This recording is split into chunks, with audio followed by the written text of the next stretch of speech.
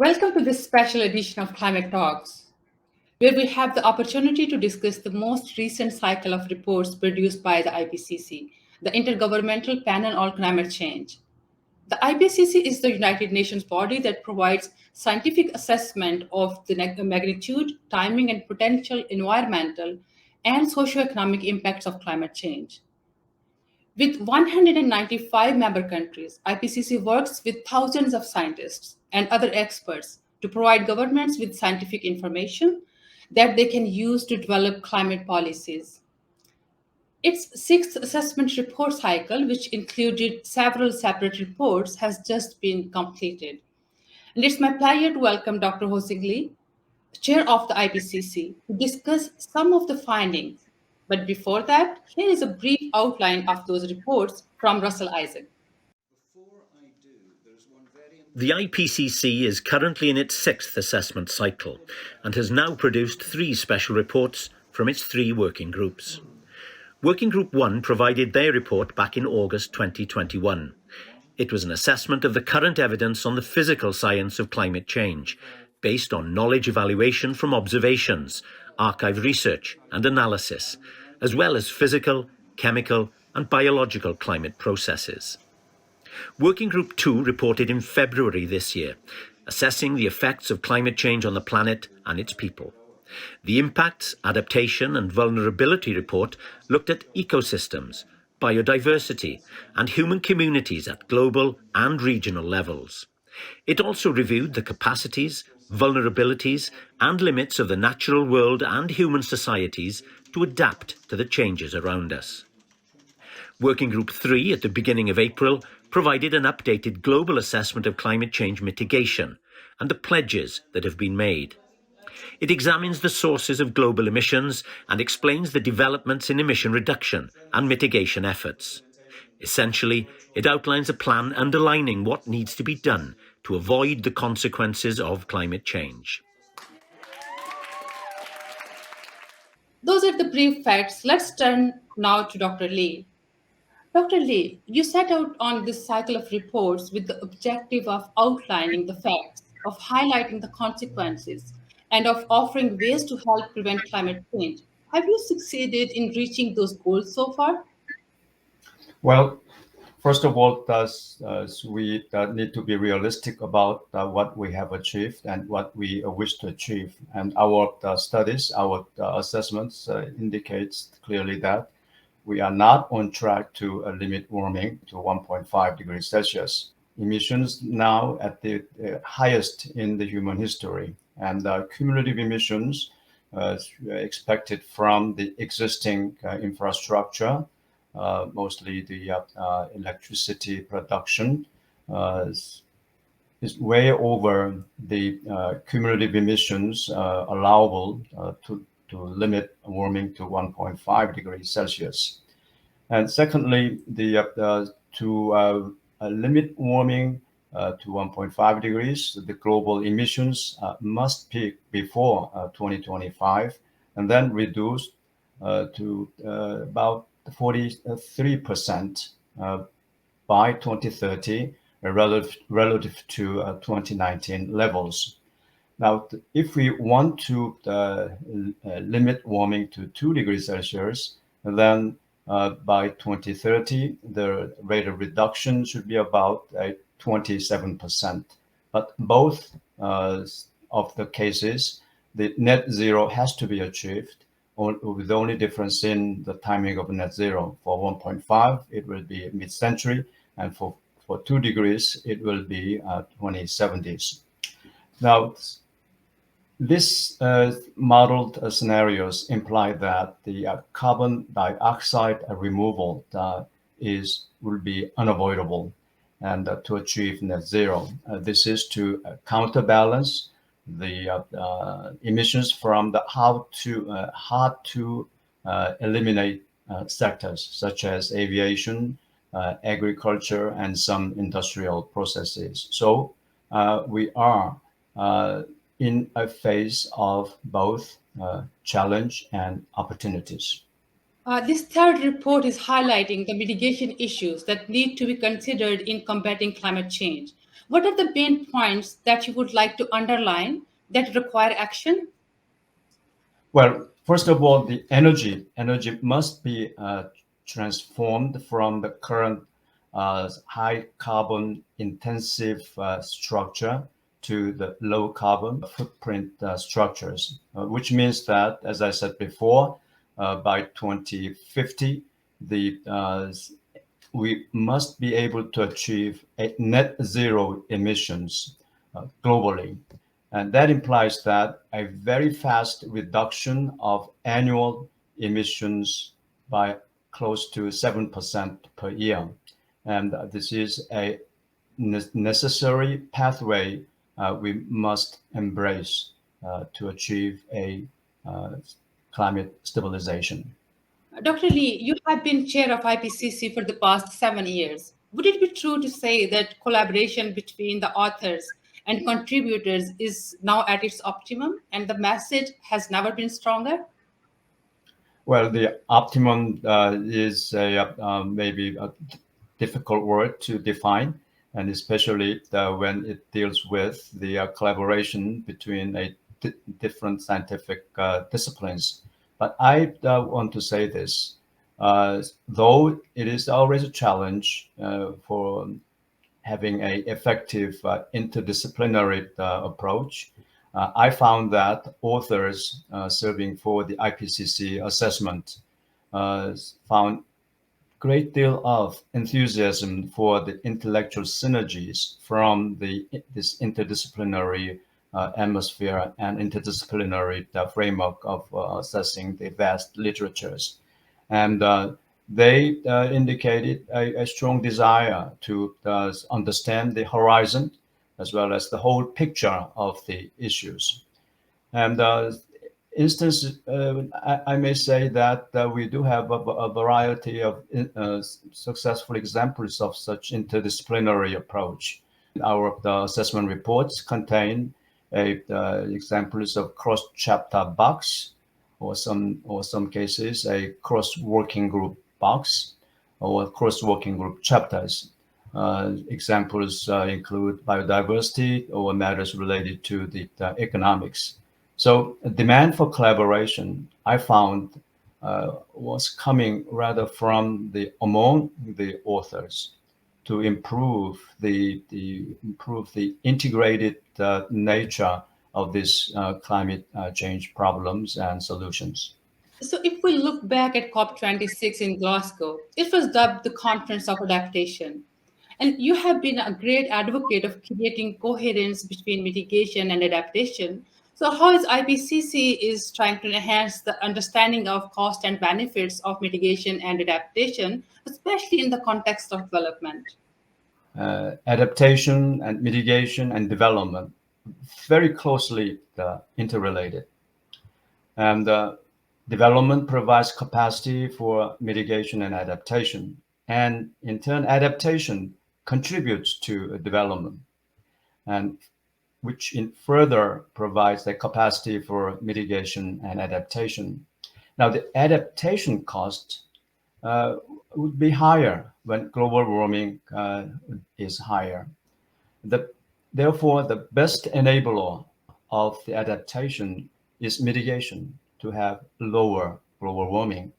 Many ecosystem-friendly adaptation measures would be possible only when global warming stays at below a certain level. And adaptation benefit, there's a slight difference between adaptation benefit and mitigation benefit in terms that adaptation benefit mostly can be captured locally, mostly. And it is mostly a localized benefit, whereas mitigation benefits is globally shared and with some local benefits. Therefore, the action means how one can make an infrastructure decision and infrastructure investment, how much to invest for increasing resilience against the climate extremes, against the rising temperatures, and how much to invest for increasing the speed of transformation toward net zero. This requires a long-term planning and also the long-term finance roadmaps. Obviously, this would be possible only with a very strong public and private sector partnership. So, for lower income countries, would you agree that the interaction between nature, climate, and humans requires interaction between mitigation and adaptation? Well, those interaction between the mitigation and adaptation applies regardless of the income class, and therefore the question that applies to the lower income countries is that how much adaptation is possible given the uh, requirements for countries to accomplish so many other things. Here, I want to emphasize that adaptation is a part of a development portfolio, a very important element of development portfolio. And constraints for adaptation is really the availability of finance. And if we have a development strategy under the basis of the climate business as usual climate, then that development will never deliver the desired development goal. And therefore, the adaptation, especially in the lower income countries, requires a financial assistance from various sources as a way of not only to have the effective adaptation, but also to achieve a developmental goals. Uh, Talking about pledges, as a number of countries have made pledges to reach net zero and lower emissions, especially through their energy sectors. The world is at the same time is trying to recover from pandemic, and there is an energy crisis in Europe. So, what does that mean for the commitments of those countries that they have made? Well, that's a very important questions. And here that we need to differentiate the systemic change and the transient one. And first of all, these rising oil and gas prices we see right now, I want to mention that we have observed so many instances of fluctuating oil and gas prices for the last, 2 decades. And I also want to mention that throughout these 2 decades, the CO2 intensity, that is the CO2 content in energy consumption, decreased annually. For the last 10 years, it decreased about 0.3% per year. And the energy intensity, which is the energy content, energy used per unit of GDP produced, declined. So these two important elements, carbon intensity and energy intensity, decline regardless of fluctuating oil and gas prices. Remember, 2 years ago, about this time, the oil prices dropped below zero. To be precise, about $40 per barrel, even if it is at futures prices, dropped $40 per barrel, minus $40 per barrel, and people talked about the demand peaking. Now, the price of oil, as you know, is way above that level, and probably the highest level people ever thought of occurring around this time. Now, about the systemic change, I think the recent incident revealed that the vulnerability ingrained in current energy system, vulnerability in terms of energy security, vulnerability in terms of global supply chains surrounding the energy supply structure.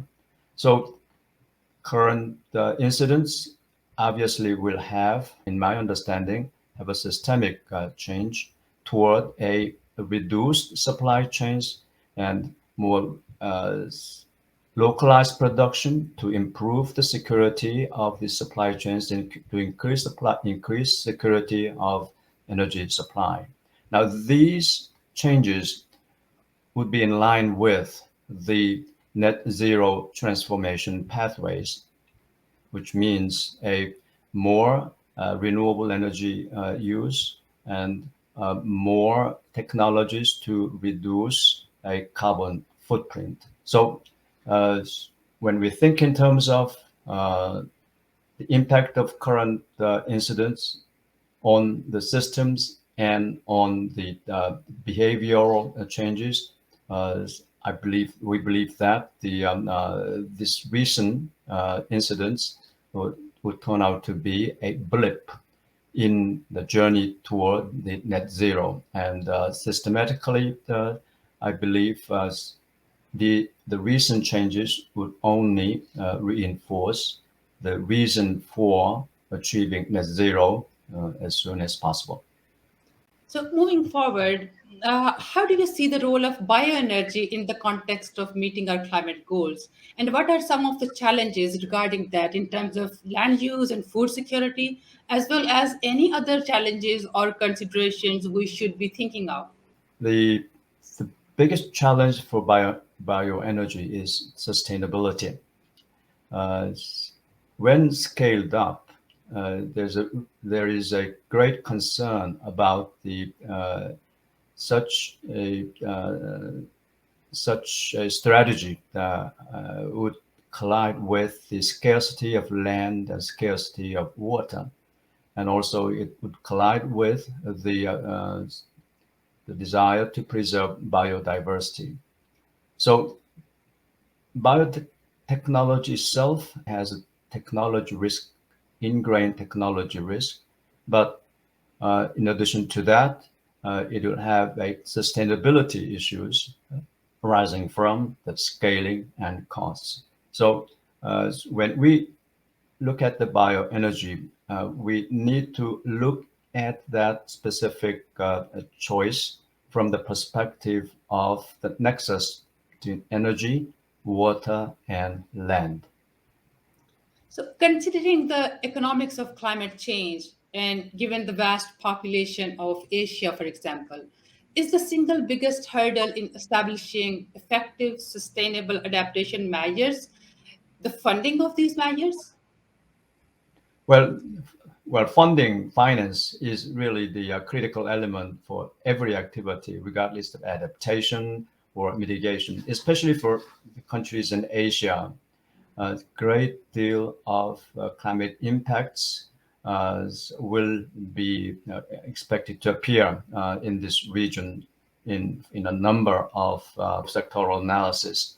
Now, therefore, it is very important that the public and private sources of capital need to be mobilized for this region. And I believe that in that sense, the multilateral development banks will have a greater role to play to help the adaptation funding for this region.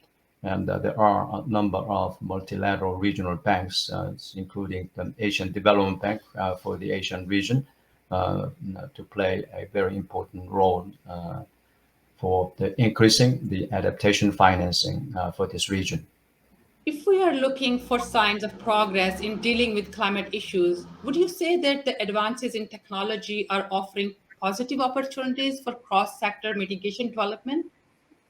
Definitely, yes. And generally, there are two types of technology policies. The first one would be uh, the so-called technology push policies. R&D support and the training, the support, and also the support for development. And then, in addition to that, there's a demand pull policies, such as standards, technology, technical standards, and the taxes.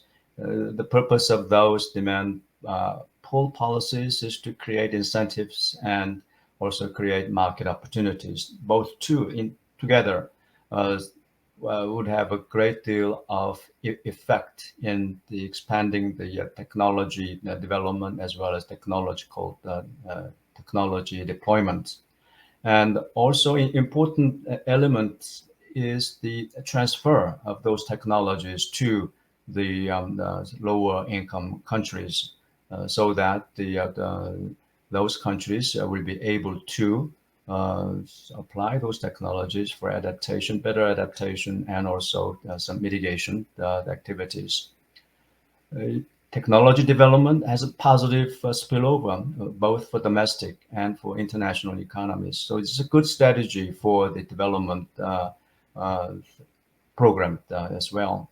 Now, specifically, this report of the Working Group 3 highlights that the importance of digital technologies. And it says that this digital technologies contribute to mitigation of climate change when especially accompanied by the dematerialization and also the smart supply chain management, then we should expect a very large dividend of reduced carbon footprint of this technological development. But Dr. Lee, do low-income Asian countries have the capacity economically and technologically to fulfill the suggested requirements of the IPCC? Well, IPCC does not say anything about the what countries should do, and we only provide the options and menu of actions the countries consider when they develop a climate-related policies. And I'm sure our report will be beneficial. Our member governments' decision making toward a better climate domestically as well as globally. Adaptation is as I said before, is a very important element for domestic development strategy. And our report contains a great deal of technical and economic and environmental elements which can facilitate a very appropriate decision-making process for our member government. I hope our report will be beneficial and useful to decision makers. So if I remember correctly, your next report will be a synthesis of this recent cycle of reports. But presumably, you're already planning the next cycle. What can we expect to be your areas of focus? Well, the sixth assessment cycle does clearly indicates that this increasing trend of urbanization generates a both challenge in terms of mitigate climate change as well as the advancing adaptation, but as well as the opportunities. So a lot more scientific assessment need to be done about this increasing trend of urbanization in terms of the climate change actions and developing strategies. Second would be the better understanding about the regional information. And as you know, the decisions being made by local and by subnational government or national governments all require a very detailed regional information about, for instance, climate extremes and other matters related to the climate changes and variability. Therefore, I think these two are the general direction of the direction that require a further understanding of the climate issues.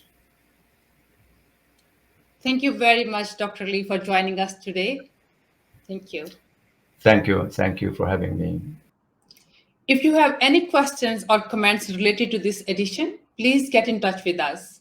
The next climate talks will also take a closer look at some of the findings of the IPCC in their earlier reports, and in particular, their assessments of the social impacts of climate change. Until then, goodbye.